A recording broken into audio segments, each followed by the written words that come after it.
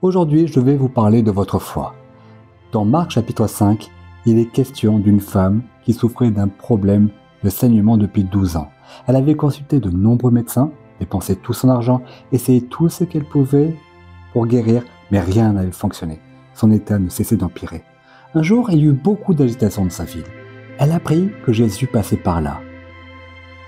Elle avait entendu parler des miracles qu'il avait accomplis, comme il avait guéri un homme paralysé, rendu la vue à des aveugles et purifié un lépreux. Quelque chose s'est révélé en elle. Elle s'est dit, s'il l'a fait pour les autres, il peut le faire pour moi.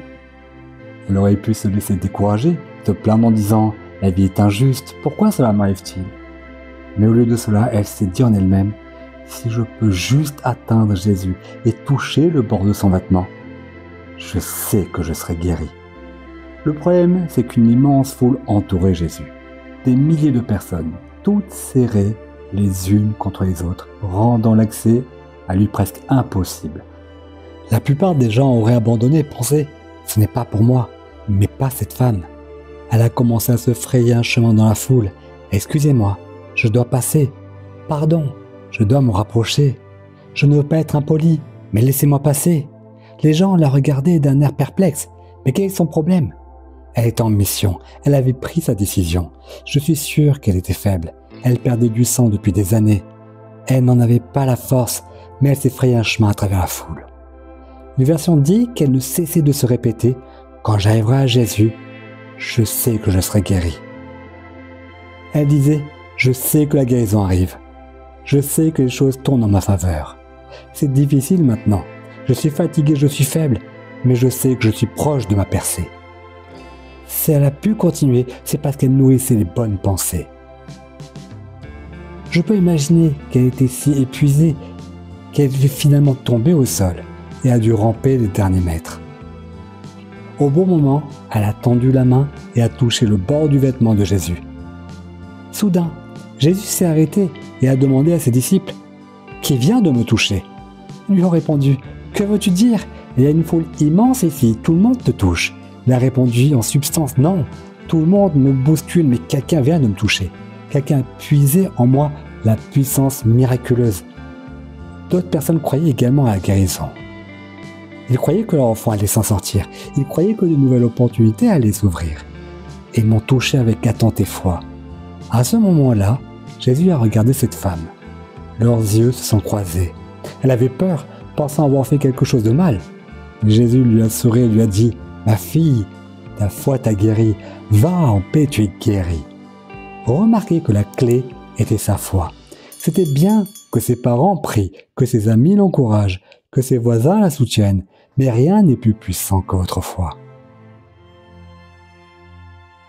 Quand vous croyez, quand vous attendez que les choses changent, quand vous vous répétez « Je sais que la percée arrive, je sais que la guérison est en route, je sais que la bonne personne est dans mon avenir. Je sais que ce que Dieu a commencé, il va l'achever. » Votre foi peut arrêter le Créateur de l'univers. C'est cela qui active sa puissance. Ce jour-là, il y avait d'autres personnes malades dans la foule. Beaucoup avaient des besoins et avaient probablement touché Jésus. Mais rien ne s'est produit pour eux. Pourquoi? Parce que cette femme a touché Jésus avec foi. Est-ce que vous vous contentez de frôler Dieu ou le touchez-vous vraiment? Vivez-vous avec l'attente que Dieu est plus grand que vos problèmes, plus puissant que votre maladie, ou avez-vous perdu espoir en pensant que rien ne changera jamais? Dieu passe près de vous. Il a tout pouvoir. Ne soyez pas passif. Ne vous contentez pas de subir la vie en pensant que vous ne réaliserez jamais vos rêves. Faites comme cette femme. Tendez la main et touchez-le. Libérez votre foi. Croyez que cela va arriver. Elle était la plus proche de son miracle au moment où elle faisait face à la plus grande opposition. Il aurait été plus facile pour elle si Jésus était venu seul, avec seulement quelques disciples. Elle aurait pu l'approcher sans difficulté, mais elle a dû lutter contre la foule. La foule représente les rêves brisés, les choses qui n'ont pas fonctionné, les pensées négatives qui vous disent « ça ne s'améliorera jamais ». La foule symbolise les paroles blessantes des autres. Tu n'es pas assez doué, tu n'atteindras jamais tes objectifs. Si vous voulez atteindre votre plein potentiel, vous devez surmonter ces obstacles. Vous ne pouvez pas abandonner facilement en disant « c'est trop dur ». Vous devez être plus déterminé que ceux qui essayent de vous arrêter. Vous serez peut-être renversé, mais vous devez vous relever. Vous devez avoir un esprit déterminé. Cet échec ne me définira pas. Je ne laisserai pas mes erreurs, ma culpabilité ou mes regrets me freiner. Je ne laisserai pas les injustices, les trahisons, les rejets me rendre amer et m'empêcher d'avancer. Vous devez traverser la foule. Dans de nombreux miracles, Jésus posait les mains sur les gens et les guérissait. Mais ici, c'est la femme qui a touché Jésus.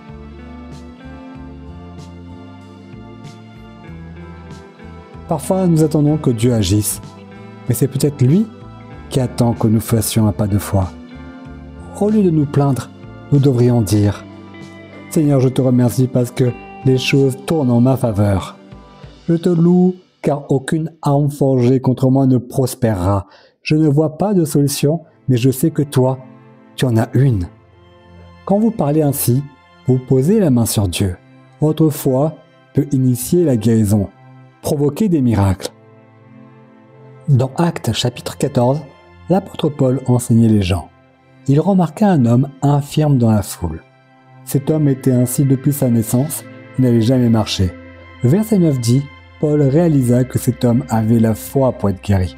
Cet homme était simplement assis parmi l'auditoire, écoutant Paul, mais il devait avoir une telle anticipation sur son visage.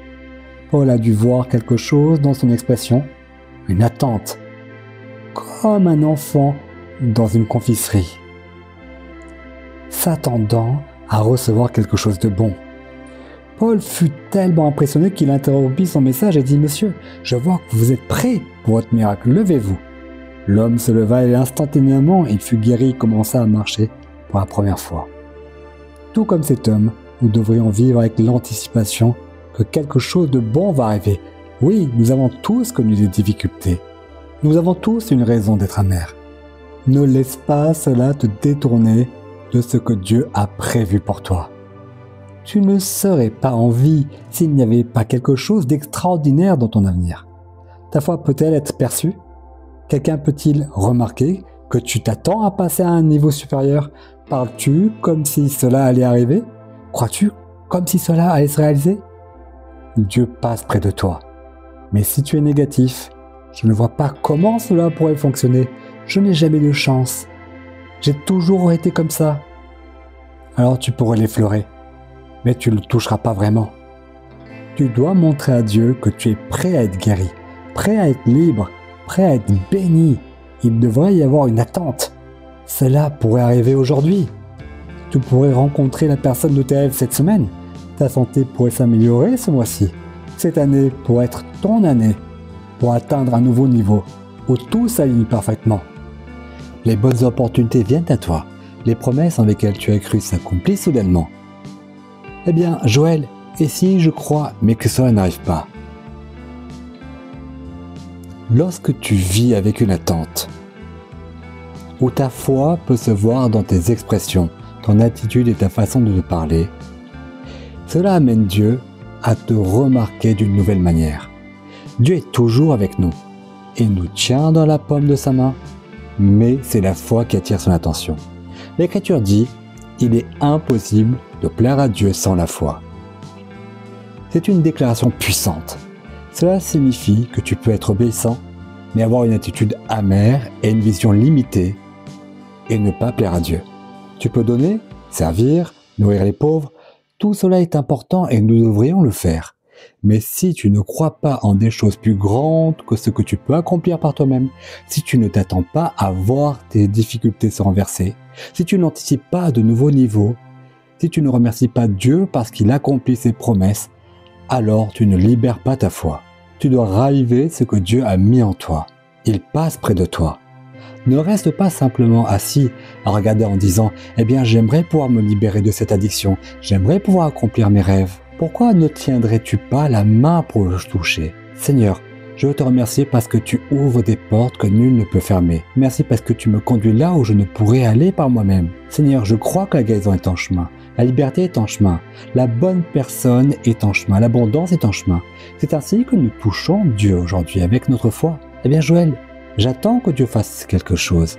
Peut-être que Dieu attend que toi tu fasses quelque chose. Cette femme n'a pas attendu que Jésus pose ses mains sur elle. Elle a posé ses mains sur lui. Et je comprends que Dieu a un timing parfait. Mais l'Écriture dit, la foi c'est maintenant. La foi est toujours dans le présent. Et les choses ne changent pas toujours instantanément. Nous avons tous des périodes d'attente. Mais notre foi doit rester active. Notre attitude normale devrait être « Seigneur, je cherche ta bonté. Pas la semaine prochaine, pas le mois prochain, pas l'année prochaine, je la cherche aujourd'hui. » Reste dans le moment présent. Vis avec l'anticipation que cela pourrait arriver aujourd'hui. Depuis plusieurs années, il y a quelque chose pour laquelle j'ai cru. Des moyens d'élargir le ministère. Et chaque jour, j'ai fait ce que je t'encourage à faire. Seigneur, je te remercie parce que c'est en chemin. Je te remercie parce que tu fais arriver des choses que je ne pourrais pas faire moi-même. Je n'en voyais aucun signe, mais chaque matin, je me levais avec une attente, cherchant la bonté de Dieu, sachant que cela pouvait arriver à tout moment. Cela a duré mois après mois, même année après année, sans aucun signe. À quel point le veux-tu vraiment? La femme dans l'Écriture a attendu 12 ans, mais elle le voulait tellement qu'elle a traversé la foule pour obtenir son miracle. Toutes les voix lui disaient « Reste chez toi, c'est trop de tracas, il y a tellement d'opposition. » Son attitude était « J'ai trop parcouru de chemin pour m'arrêter maintenant. Je suis peut-être fatigué, je suis peut-être inconfortable, mais je veux aller jusqu'à Jésus. » Quand Dieu te voit faire ce que tu peux, croire quand il n'y a aucun signe, le remercier quand tu es faible, faire des pas de foi quand tu es inconfortable. Dieu te donnera une force qui dépasse tes capacités naturelles. Il t'aidera à faire ce que tu ne pourrais pas faire par toi-même. Et j'ai continué à croire jour après jour, en remerciant Dieu. Et le lundi dernier, quelque chose s'est passé. Quelque chose pourquoi j'avais cru pendant plus de 3 ans. Et j'étais tellement reconnaissant. Puis, mardi matin, quelque chose d'encore plus incroyable s'est produit. Je n'y croyais pas. Et si cela ne suffisait pas, mardi soir, quelque chose de plus grand que les 2 premières réunies, plus que je n'avais pu imaginer, s'est produit. C'était comme un feu rapide, boum, boum, boum, un flot de la faveur de Dieu. C'est ainsi que Dieu agit. Lorsque tu restes dans la foi et que tu le remercies constamment, même lorsqu'il n'y a aucun signe, tu vivras ces soudains où Dieu non seulement te surprend, mais où tu ne t'y attendais pas et cela dépassera tes attentes. L'Écriture parle de comment Dieu accomplira des choses qui feront tourner notre tête. Ma tête tournait ce soir-là. Peut-être que tu pries, crois, t'attends depuis longtemps. Reste encouragé, c'est en chemin. Tu es plus proche que tu ne le penses. Cela va arriver plus tôt que ce que cela paraît. Et il n'y a aucun signe d'amélioration. Tout semble pareil. Prépare-toi, Dieu est plein de surprises. Il ne fait pas toujours les choses de manière ordinaire ou tout s'améliore progressivement. Il est fait soudainement de manière extraordinaire. Tu ne l'avais pas vu venir, c'est parce qu'au jour le jour, semaine après semaine, tu n'as cessé de le toucher. Tu n'as cessé de t'attendre à cela. Tu n'as cessé de le remercier parce que c'était en chemin. Tu n'as cessé de parler comme si cela allait arriver. Ta foi va te rendre entier. Ta foi va briser l'addiction. Ta foi va te sortir de l'endettement. Ta foi va t'aider à accomplir les rêves que Dieu t'a donnés. J'ai parlé à une femme qui a commencé à avoir des problèmes avec ses jambes. Ses muscles et ses articulations lui causaient tellement de douleur. Ça en est arrivé à un point où elle ne pouvait plus marcher. Tout ce que les médecins pouvaient faire, c'était lui donner des médicaments contre la douleur. Pendant plusieurs mois, elle ne pouvait pas aller travailler, elle ne pouvait pas se tenir debout, elle devait rester à la maison, allongée, sans mettre les pieds par terre. Le pronostic n'était pas bon, elle ne savait pas si elle marcherait un jour. Un samedi soir, elle et son mari regardaient notre service en ligne. À la fin, je demande toujours aux gens de se lever pour recevoir Christ. Eh bien, son mari s'est levé là, dans le salon. Elle sourit, agréablement surprise. Il la regarda et dit « Allez chérie, lève-toi avec moi ».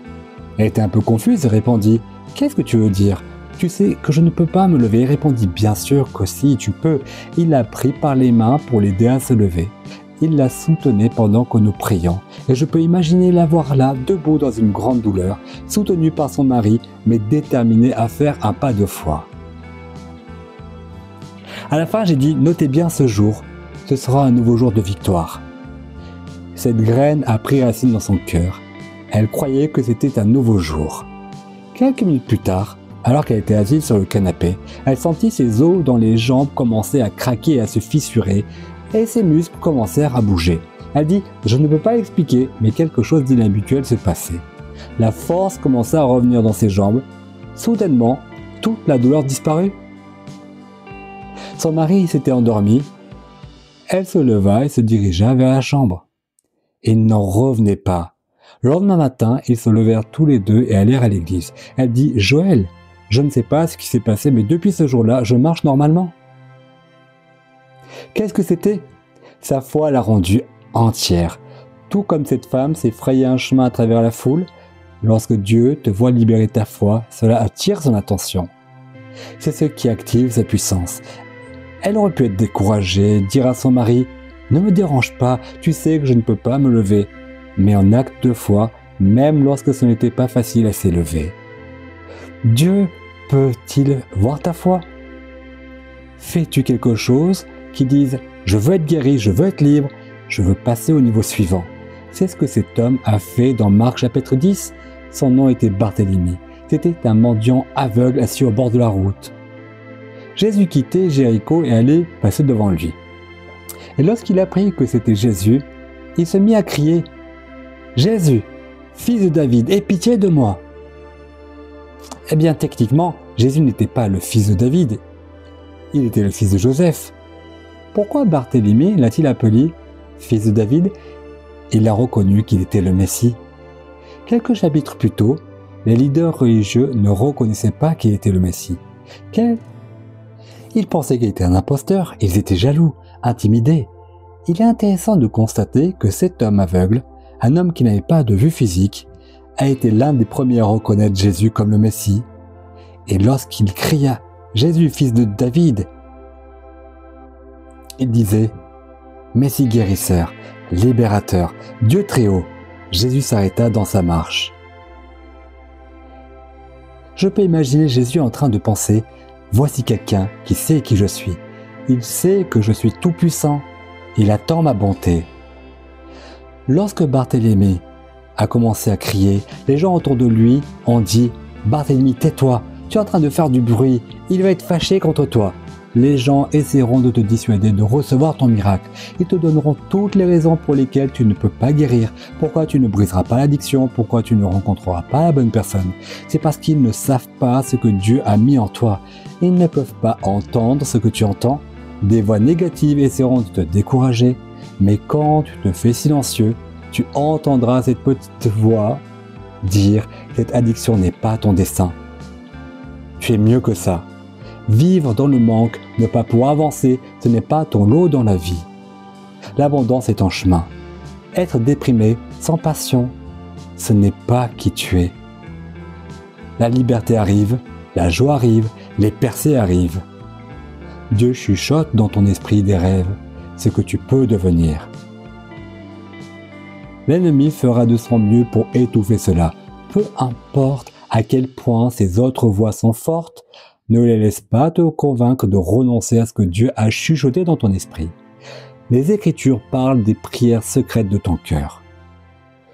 Ce sont les rêves que Dieu t'a donnés dans la nuit, la promesse que tu n'as pas encore racontée à personne.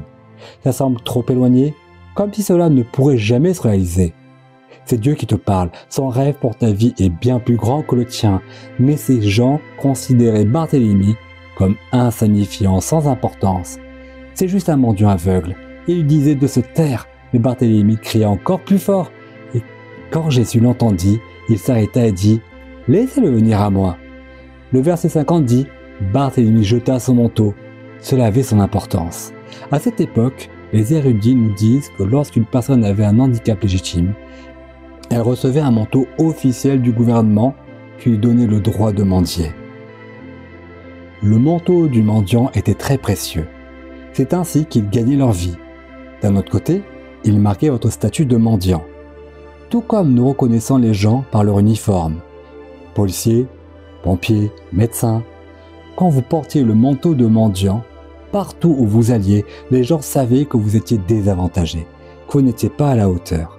En un sens, ce manteau nous donnait le droit de vous apitoyer sur vous-même, le droit d'être déprimé, le droit de rester dans la misère et la pitié de soi.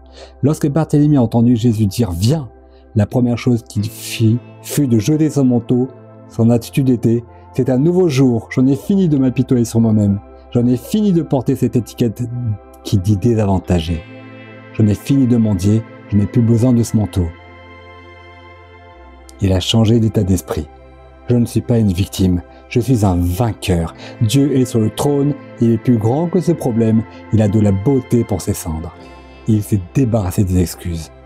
Tant que tu justifies ta situation en trouvant des excuses pour expliquer pourquoi tu ne peux pas t'élever, pourquoi tu es désavantagé, pourquoi tu es amer, tu vas rester coincé. Et je me demande combien d'entre nous portent encore ce manteau de mendiant.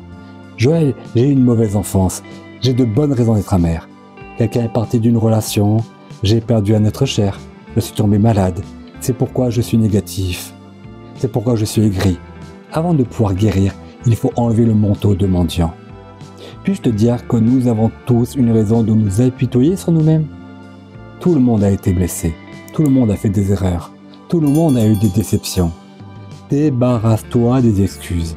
Ce n'était peut-être pas juste, mais Dieu est juste. Il est un Dieu de justice. Il n'aurait pas permis si cela devait t'empêcher d'atteindre ton but. Je suis tout à fait pour la compassion, l'amour, la gentillesse, mais je ne crois pas qu'on doive accorder aux gens le droit de s'apitoyer sur eux-mêmes. Pas parce que ce n'était pas juste, pas parce que la vie ne te réserve pas des surprises, mais parce que cela t'empêchera de voir la beauté qui naît des cendres. Cela t'empêchera d'être restauré, guéri, rétabli, promu. Dieu veut faire payer l'ennemi. Il veut t'amener à un niveau supérieur. Fais ta part. Enlève la pitié de soi. Enlève les blessures. Enlève les déceptions. Tu ne peux pas atteindre ton destin en faisant des excuses. Et tant que tu portes le manteau du mendiant, te donnant une raison d'être amer, de te sentir désavantagé, de te sentir inférieur, cela t'empêchera d'atteindre les nouveaux niveaux que Dieu a réservés pour toi. Lorsque Barthélemy a enlevé ce manteau, il ne se contentait pas de laisser son moyen de subsistance, il se débarrassait aussi des choses négatives du passé.